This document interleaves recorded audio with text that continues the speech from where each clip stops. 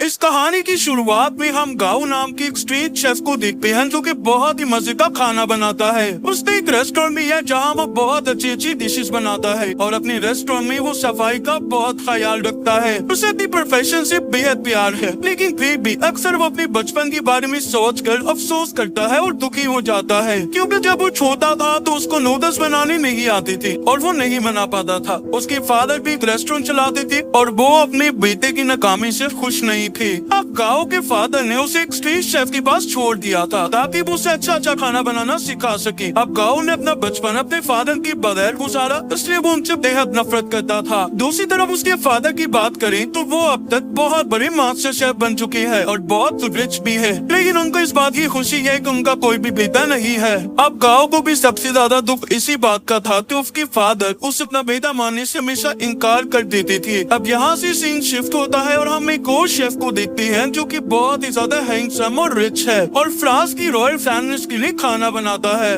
इसका नाम पॉल है और इसका ड्रीम यही है कि वो वापस चाइना जाके अपने फादर की बहुत बड़ा रेस्टोरेंट खोले और अपने इसी ड्रीम को पूरा करने के लिए वो फ्रांस में एक बहुत बड़े प्रोजेक्ट को छोड़ के वापस चाइना आ जाता है। वहाँ पे वो एक फिश सेलर के पास जाता है और उससे बहुत बड़ी फिश मांगता है, लेकिन सेलर उसे कहता है कि मेरे पास बड़ी फिश खत्म हो चुकी है। लेकिन तभी वहाँ पे गाओ आता है और बड़ी फिश उससे मांगता है, तो वही सेलर उसको बड़ी फिश निकाल के दे देता है। अब इस बात से पॉल को बहुत गुस्सा आता है कि उसके साथ नाइंसाफी क्यों हो रही है, जिसके बाद वो गुस्से से गाँव को घूरने लगता है। अब उन दोनों को एक दूसरे को गुस्से से घूरते हुए देख के फिर सेलर उस बड़ी सी फिश के 2 हिस्से कर देता है, लेकिन अभी भी वो दोनों एक दूसरे को घूर रहे होते हैं। अब सीन शिफ्ट होता है और हमें पॉल का रेस्टोरेंट दिखाया जाता है जिसकी ओपनिंग आज ही होने वाली थी और इसकी सभी डिशेस बहुत ज्यादा महंगी थी। और दूसरी बात, ये रेस्टोरेंट गाँव के रेस्टोरेंट के सामने ओपन हुआ था, इसलिए गाँव के सारे फ्रेंड्स को इस बात का डर था कि सारे के सारे कस्टमर तो पॉल के पास चले जाएंगे। और एग्जैक्टली ऐसा होता भी है, क्योंकि वो दिखने में इतना खूबसूरत था कि सारे के सारे कस्टमर्स वहाँ जाना पसंद करते थे और इसी चीज को प्रेफर करते थे। अब गाँव के सारे कस्टमर भी वहाँ जाना शुरू हो गए थे,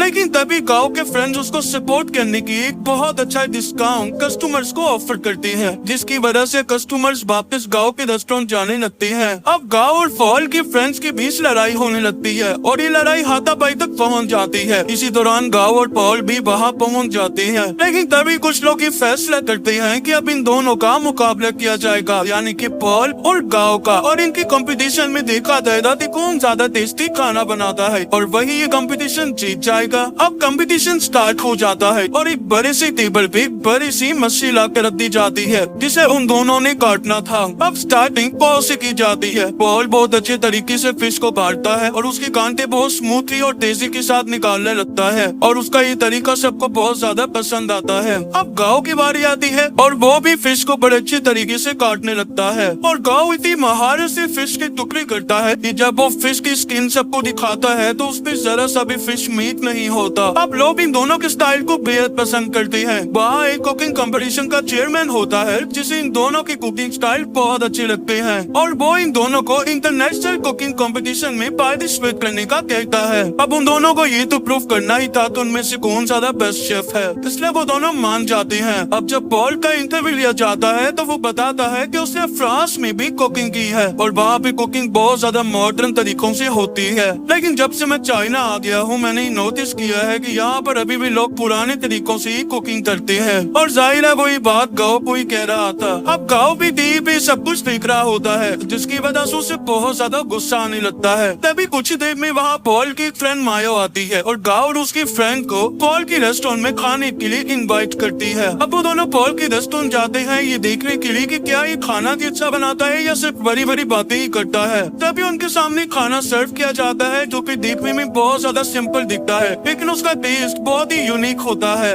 लेकिन गाँव भी पॉल के पास जाता है और उसके सामने इस खाने को फेंकते हुए कहता है कि खाने का सिर्फ टेस्ट ही अच्छा नहीं होना चाहिए बल्कि कि वह दिखने में भी अच्छा होना चाहिए। लेकिन पॉल इसे इस बात का जवाब नहीं देता और मीट पकाने का चैलेंज करता है कि चलो देखते हैं कि कौन ज्यादा अच्छा मीट पका सकता है। गाओ उसका चैलेंज एक्सेप्ट करता है, जिसके बाद वो दोनों मीट पकाना स्टार्ट कर देते हैं। अब गाओ उस मीट को बहुत अच्छी तरीके से पकाता है, जो कि बहुत ज्यादा डिलीशियस लग रहा होता है। अब पॉल से कहता है कि मैं ये डिश तुम्हें इससे कम टाइम में बनाकर दिखा सकता हूँ और इसका टेस्ट भी बिल्कुल ऐसा ही होगा। और फिर वो अपनी मॉडर्न टेक्निक को यूज करते हुए उसी डिश को उससे जल्दी बना लेता है। और जब गाओ उसको स्मेल करता है तो उसे अपनी डिश में और उसके डिश में कोई फर्क नहीं लग रहा होता।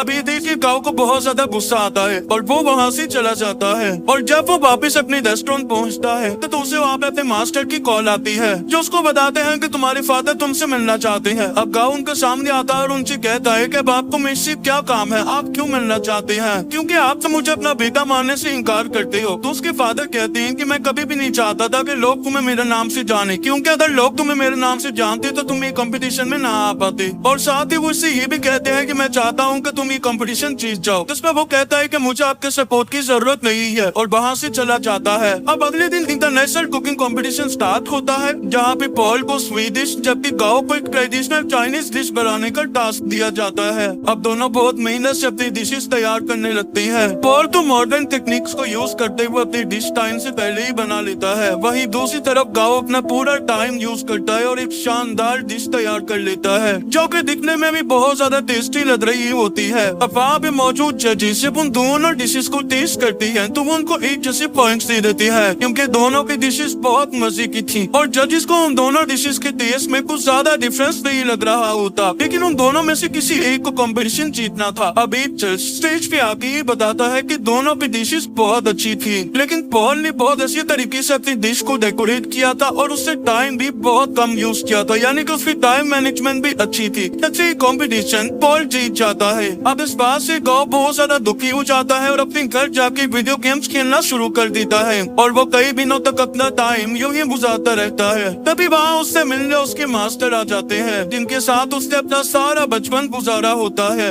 जो कि उसे समझाते हैं कि कंपटीशन हारने से जिंदगी खत्म नहीं हो जाती, तुम्हें इसी तरह से आगे बढ़ते रहना चाहिए। अब गाओ ये बात समझ जाता है। दूसरी तरफ हमें पॉल को दिखाया जाता है, जो कि कंपटीशन जीतने की खुशी में अपने फ्रेंड्स के साथ पार्टी कर रहा होता है। अब आप उसका दोस्त उसे कहता है कि क्या तुम माया को अपने साथ कंपटीशन में नहीं ले जा सकते, जिसपे वो कहता है कि वो मेरी सिर्फ असिस्टेंट है और उसे तो खाना बनाना भी नहीं आता, इसलिए मैं उसे अपने साथ नहीं ले जा सकता। तभी वहाँ माया आती है और उसके सामने सूप के 2 बोल रखते हुए कहती है कि इन दोनों को टेस्ट करके बताओ कि किसमें नमक है और किसमें नहीं। अब यहाँ पे पॉल घबरा जाता है और यहाँ हमें ये पता चलता है कि पॉल के टेस्ट बड्स काम नहीं कर रहे हैं, यानी कि वो किसी भी डिश को टेस्ट करके ही नहीं बता सकता तो उसका टेस्ट कैसा है। अभी तक तो ये बात उसकी सीक्रेट थी, लेकिन अब माया उसे ब्लैकमेल करने लगी थी कि अगर ये बात बाहर निकल गई तो तुम्हारा कैरियर पूरा खराब हो जाएगा। अब यहाँ हमें ये बात भी पता चलती है कि माया पॉल के दोस्त की गर्लफ्रेंड बन चुकी है और ये सब मिलकर पॉल के रेस्टोरेंट को हथियाना चाहते थे, ताकि वो फिर अपनी सारी जिंदगी बैठ के ऐश कर सके। अब ये सुनने के बाद पॉल बहुत बुरी तरीके से टूट जाता है और उन्हें कुछ भी कहे बगैर वो वहाँ से चला जाता है। अब यही सोचते हुए वो बाइक बैठ के शराब पी रहा होता है, लेकिन तभी वहाँ पे गाओ आता है और उसे कहता है कि तुम इतने परेशान क्यों हो, तुम तो कंपटीशन जीत चुके हो। अब पॉल उसे बताता है कि मैं कंपटीशन तो जीत चुका हूँ, लेकिन इस कंपटीशन में मैं अपना बहुत कुछ हार चुका हूँ। और फिर वो गाओ को बताता है कि सामने पोस्टर पे जो आदमी है ये मेरा आइडियल है और मैं एक दिन इन जैसा बनूंगा।